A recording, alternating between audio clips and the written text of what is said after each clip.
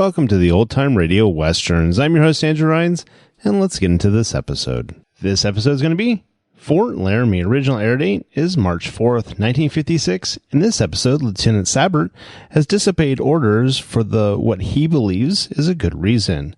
A battle of wits with Squaw Dog follows. Title of this episode is going to be Shavetail. Hope you enjoy, and again, thanks for listening.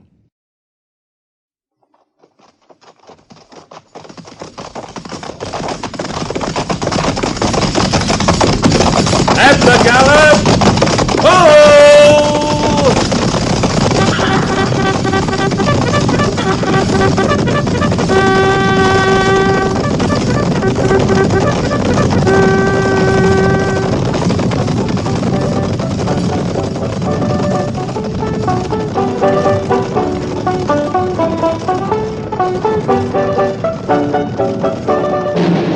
Fort Laramie.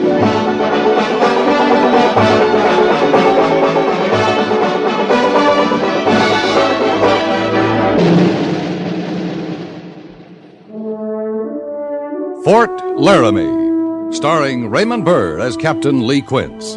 Specially transcribed tales of the dark and tragic ground of the wild frontier, the saga of fighting men who rode the rim of empire, and the dramatic story of Lee Quince, Captain of Cavalry.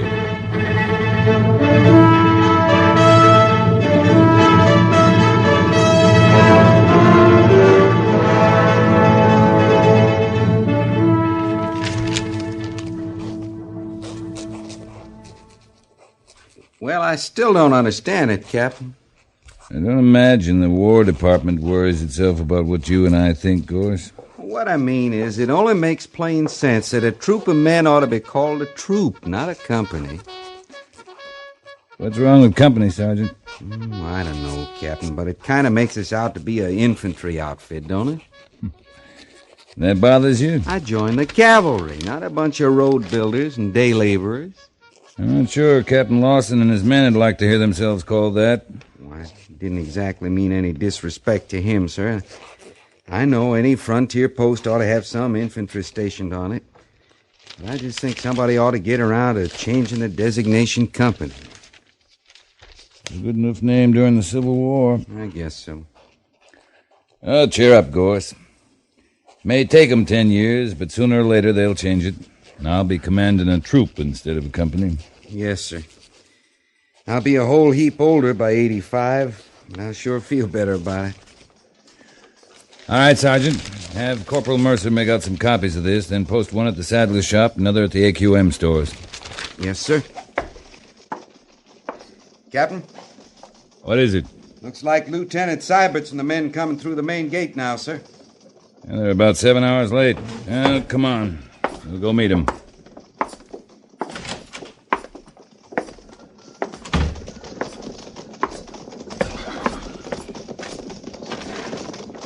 Platoon! Out!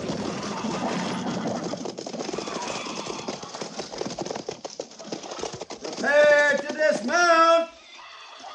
Dismount! That's pretty ragged. Yes, sir. Sergeant Glasser, take over. Dismiss the platoon. Sergeant Goerss, have Lieutenant Seiberts report to the orderly room as soon as he's free. Yes, sir. Well? Captain, What is it, Goerss? Say it out. Lieutenant Seiberts is awful young, and he come here straight from the point. I know that, Sergeant. You want me to be patient with him, that it? Something like that, sir. This is Indian country, Goerss. There's not time for a man to be young. I've been patient with him for 3 months now. Yes, sir. But there's something else this time. What's that? His column out there's one man short. I can see the empty saddle, too, Sergeant. Just have the lieutenant report to me. Yes, sir.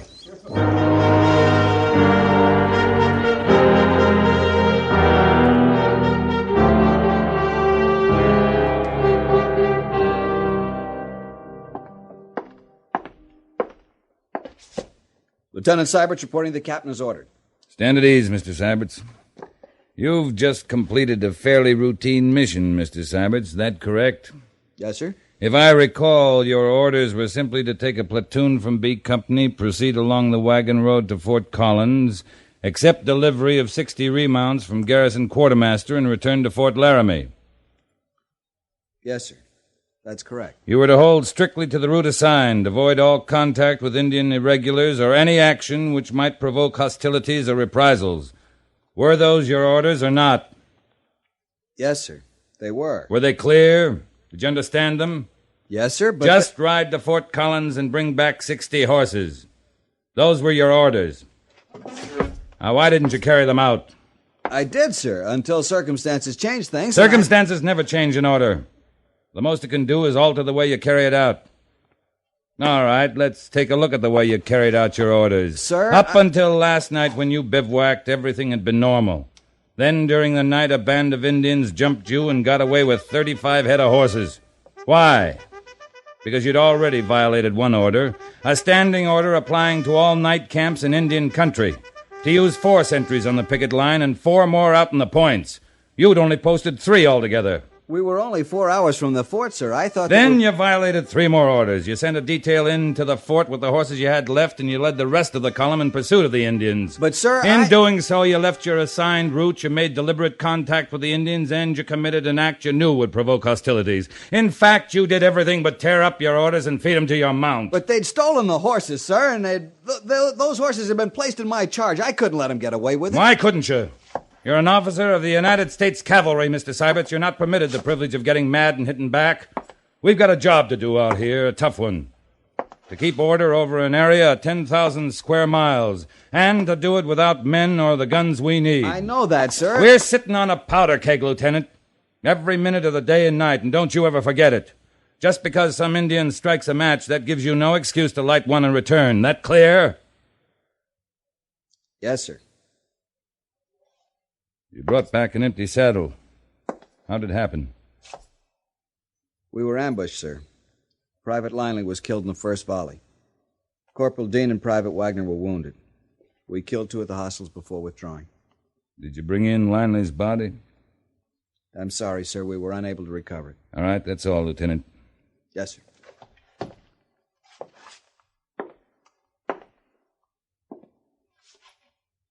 Captain Quince,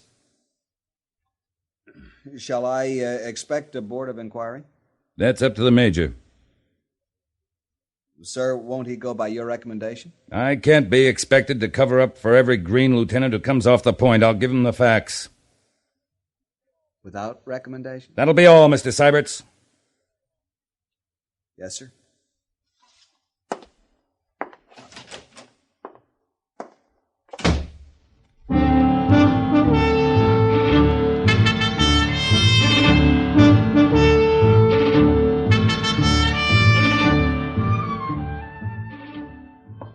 Now, just a minute, Captain. You can't expect to cover up for every green lieutenant who comes off the point. And I wouldn't attempt it, Major, but I still accept full responsibility for Mr. Seiberts' actions. Actions? The way I hear it, unofficially, of course, he simply lost his head, violated his orders. Maybe I didn't make the orders clear to him, sir. Clear to him? How could he possibly misunderstand a simple mission like that? He's young, Major. We do things different out here on the frontier. It takes a while to ease into it. We haven't got a while. He'll realize that, sir. Left his route, attacked a band of Indians, and Lord knows what else. Major Daggett, you asking me for a detailed report? Yes, of course I'm asking for... Oh, no. No, by heaven, you've already accepted responsibility. I don't want to know the details, at least not officially. Whatever you want, sir. You mean whatever you want? Confound it, Lee. You mother that troop of yours like an old hen with a flock of chicks. Yes, sir. You'll take 'em out in the woodshed and whale the daylights out of them yourself, but you'll be hanged if you'll ever let the neighbors find it. Yes, sir. All right, you've accepted responsibility, so I'll let it go at that. Good. Provided you also accept the responsibility for pulling us out of the fire. A band of renegades, whoever they were, have attacked a cavalry column, stolen 35 horses, and killed a trooper. If they get away with it, more Indians will jump reservation and join up with them. I think we can prevent that, Major. With your permission, I'd like to have a try at it. What'll you need? 40 picked men from B Company, a second in command, and half a dozen of the best Indian scouts at the fort. Quanto for one, Dancing Fox, and maybe Will Granby and Pete Hazen. All right. Who'll you take as your second? Peterson? No, sir. Lieutenant Seiberts. You're handicapping yourself. I'd like to move out by 1 o'clock. That way a forced march will put us at the site of the ambush before dark. All right, Captain Quince. Make your arrangements. Thank you, sir. Oh, and Captain, Yes, sir? good luck. Thank you, sir.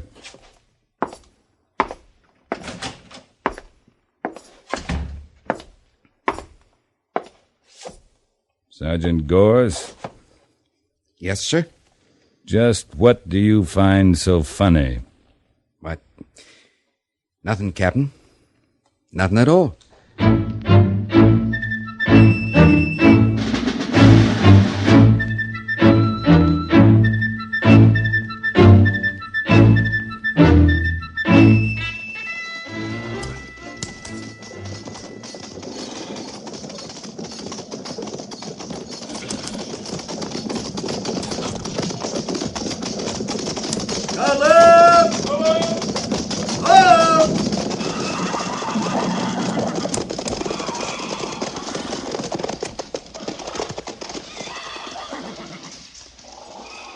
Prepare to dismount! Prepare to dismount!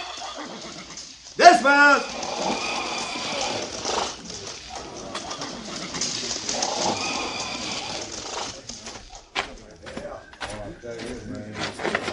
Lieutenant Seiberts reporting, sir. We're ready to move out on order. Good. Sergeant Goerss? Yes, sir? What do the scouts say? Quanto talked with the scouts that were with the lieutenant at the ambush, sir. He's pretty sure they're a bunch of Cheyenne, Bison clan, with Squaw Dog leading them. Squaw Dog. How many braves? Around 30, sir. And Quanto thinks they won't be very far away. I agree with him. This time of year, they're not likely to go north of the Laramie Mountains or west of the Sweetwater Ridge. 10 to 1, they'll hole up somewhere in the Butte country this side of the Laramie foothills. Well, that's what Quanto thinks too, sir. All right, Sergeant. Tell Quanto and the other scouts to move out. They can cut the sign at the site of the ambush before the column arrives. We'll be there at 5. Yes, sir. Quanto, you and Will Granby move out. All right, Mr. Seiberts. Post. Column! Column! Check! Prepare to mount! Prepare to mount! Mount! The guide is left, soldier. Scouts have moved out, sir. Right, Sergeant. You, get coffee this morning, Goerss? Yes, sir. I'm glad. I have a feeling it might be a spell before you get any more. Mr. Seiberts, Yes, sir. you will move out with a point. Once we clear the fort, you will deploy the men as skirmishers. Yes, sir. By the column of 2's left. On the guidon. Forward! Forward! Forward! Ho!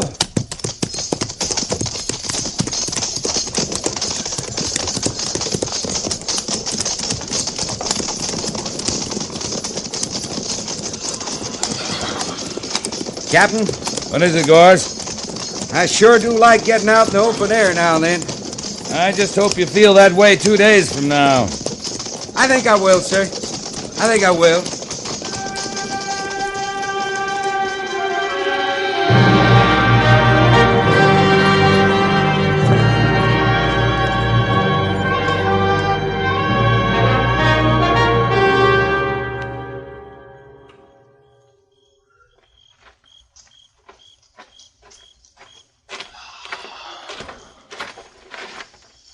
Lieutenant Seiberts reporting, sir.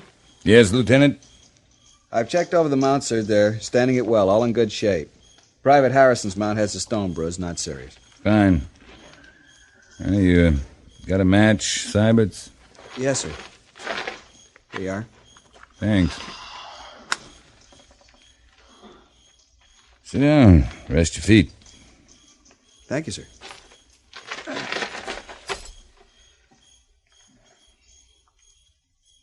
Captain, may I ask what the plans are? We'll let the men rest here till midnight, then push on north following the river. Unless Quanto or one of the other scouts makes contact before then. And after that, sir, when we find Squaw Dog and his men. No plans. At least no detailed plans. As a matter of information, Lieutenant, or instruction, as you might say, I'm operating under one general order.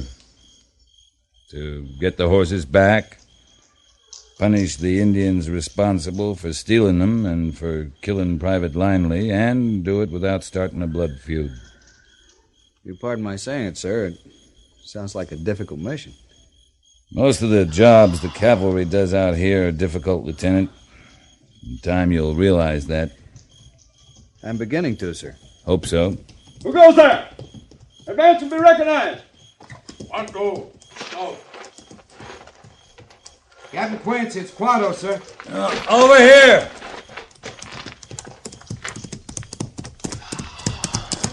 Any luck, Quanto? Much luck. Fine Squaw Dog. Where? Upriver at Bonowico Fork, 1 mile west. Camp in Buttes. Bonowico Fork. And a forced march, we can make it before dawn. Corporal Mercer, get my horse. Yes, sir. Mr. Seiberts, I'm going to ride out with Quanto and get a look at him. You'll take command of the column. Yes, sir. Have the men tie down their bridle chains, muffle all equipment. Stay by the river, but keep moving. Wait at the fork if I haven't rejoined you. Sergeant Goerss knows where it is. That clear now? Yes, sir. All right, Quanto, lead out. Carry on, Lieutenant. Yes, sir. Bugler! Sound boots and saddles. Yes, sir. Sergeant Goerss. Yes, sir. We'll move out in 10 minutes.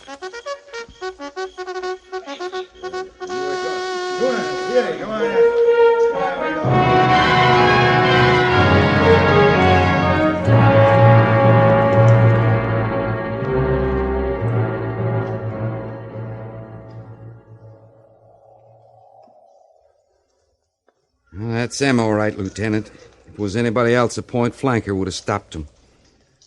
Wonder what he plans to do. I just wouldn't know, sir.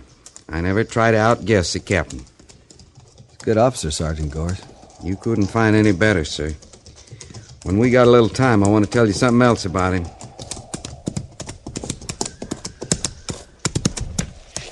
Made good time, Mr. Siberts. Thank you, sir. Be full dawn in about half an hour. Things are working out fine. There are about 30 of them camped in a narrow ravine between those 2 buttes there to the west. Luck sure is with us, Captain. The ravine's about 150 yards long. Only way out's at either end. Sides are too steep to climb. So here's what we'll do. Sergeant Goerss will send 4 men to each of those 2 buttes. They'll climb on foot, take positions on the rim of the ravine looking down on Squaw Dog's camp. Understood? Yes, sir. Lieutenant, you'll take 12 men and circle south to come up on the far side of the buttes. You'll approach on foot, establish a skirmish line to command the mouth of the ravine. It's all broken ground. There's plenty of cover. You'll have 20 minutes to get in position. That clear? Yes, sir. I'll move in, cover this end of the ravine. You'll fire at will on your own discretion as soon as you hear my guns open up. And with this point in mind, don't kill a single Indian unless you have to keep from being overrun. But sir... That's an order, Lieutenant. This whole operation has just one purpose. I want Squaw Dog to realize one thing fast, that he's trapped, and that we can kill him and every one of his braves if we so choose. After that, we'll just see what happens. That clear to both of you? Yes, sir. Yes, sir. All right, move out.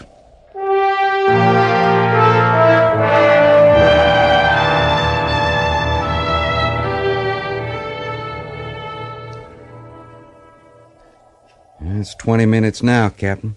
Then we'll assume Siberts is in place. All right, Sergeant, let's wake him up. Yes, sir. Prepare to fire. Ready? Fire!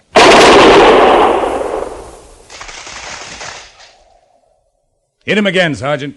Ready? Fire! At the ready, hold! Well, that ought to show him it'll be a little rough trying to come out this end. He ain't even going to try it, sir. Not one brave has shown up at the end of that ravine. There go the boys up on the rim. That'll give him something else to think about. Well, he ought to run into Seiberts down there at the far end any second now. There he goes now.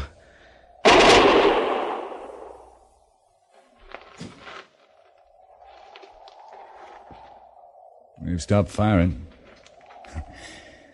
We've turned him back. Well, Goerss, I guess we can settle back now and wait. What do you figure Squaw Dog's going to do, sir? I know what I'd do. I'd hightail it out here and talk things over. You got a match, Sergeant?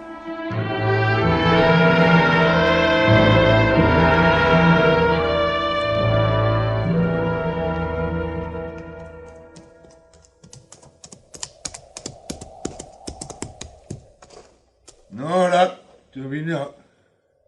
If Squaw Dog wishes to say something to the captain, let him get off his horse and speak the English he learned in mission school. And let him hand me his rifle.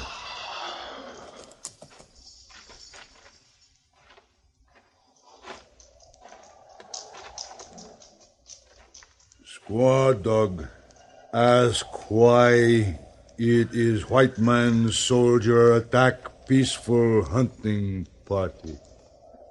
Is it possible Squaw Dog thinks I'm a fool? All Cheyenne know. Captain is wiser of all men. Then is it possible that Squaw Dog has lost his eyesight and gone blind? Squaw Dog sees like the eagle. Then why can't he see 35 horses in there, in that ravine, with the mark of the white man's government on their flanks?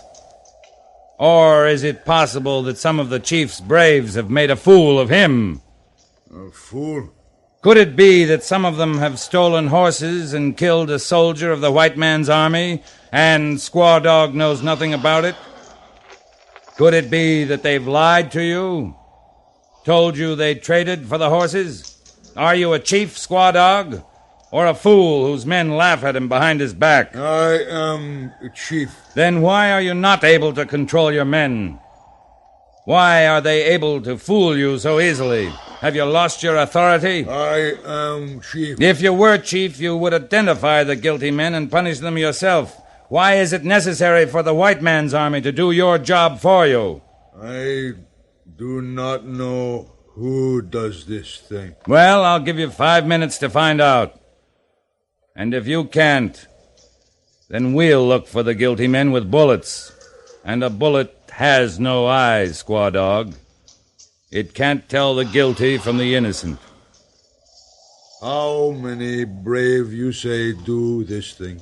I don't know. But one trooper was killed. I'd say it would take about 4 braves to kill a trooper. Squaw Dog, go now. Just 5 minutes. And when you come out, leave the government horses in the ravine and leave your rifles there, too.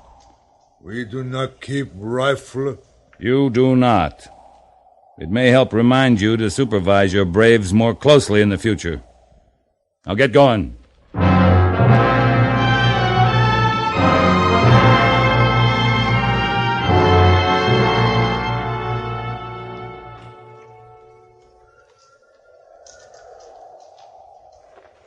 The 5 minutes are just about up, Captain. Yeah. He may decide to fight, but I was hoping he'd take the bait.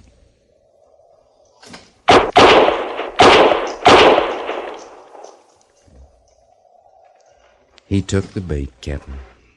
Yeah. Well, it's rough justice, but it's better than a blood feud and a punitive campaign by a full regiment. There they come, sir. They're riding out. All right. Let Mr. Seiberts know he can follow him through. Yes, sir. Bugler, sound recall. Well, they probably shot the 4 oldest. Probably. Have Squaw Dog and his braves stand by till Lieutenant Seiberts gets here. He took part in the action. He has a right to share the surrender. Yes, sir.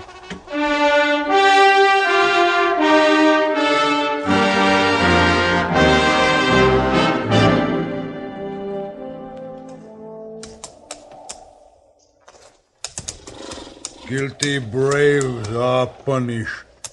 Squaw Dog, He's free to go now. Yes, you have my permission. Now go. Kilani. Oh, just one more thing, Squaw Dog.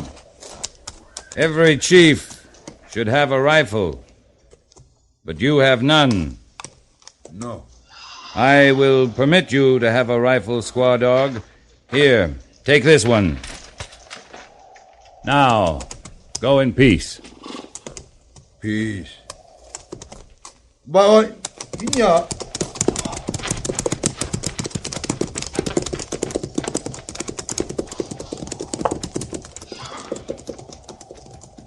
That bloody old reprobate. Revenge is a luxury out here on the frontier, Sergeant. Better this way in the long run. Captain, why'd you give him back his gun? Because that gun will break his back, Lieutenant. He took that rifle off of Trooper Linley's dead body. I saw the serial number. That made him a big man with the clans. But then we outfoxed him, forced him into a spot where he had to execute his own braves to save his skin. And as a final gesture of contempt, I gave him back the gun. That'll break him. It'll save lives in the long run. They'll laugh him off the reservation before the month's out, and... What's wrong, Lieutenant? I caught a bullet, sir. One of the Indians at the other end of the ravine. It's not serious. Why didn't you get attended to? Well, I had direct orders to report to you at once, A sir. bullet wound's an exception, Lieutenant. Go find Corporal Grayley and get him to dress that. Yes, sir. Oh, Lieutenant. Yes, sir? About that board of inquiry. I heard about it, sir. Who from? Sergeant Goerss, sir. Goerss? Captain, he's going to do all right. He'll make a good soldier. He'll do better than that, Sergeant. He'll make a good cavalryman.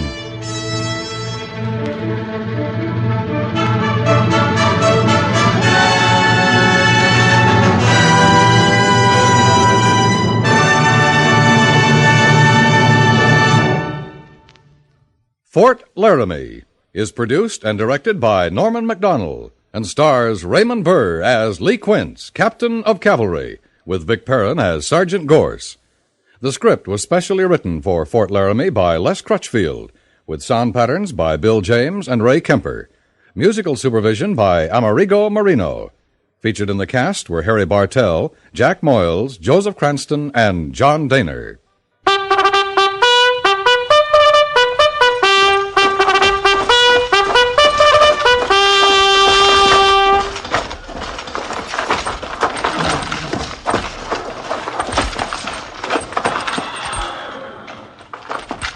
Company, attention! Dismiss.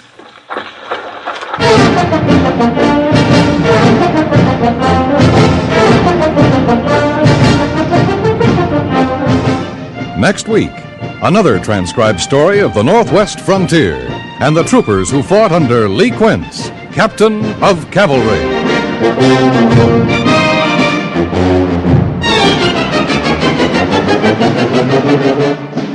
Now, a public service message from CBS Radio. In time of flood or fire or other disaster, feeling sorry for the victims is not enough in itself to help those victims resume their normal ways of life. When disaster strikes, someone must be on the spot and on the job to help. And with your support, the Red Cross will be on the job wherever and whenever emergencies arise. Join and serve your local Red Cross chapter now, and enjoy knowing that your membership and your contributions are helping people when a need arises throughout the months ahead.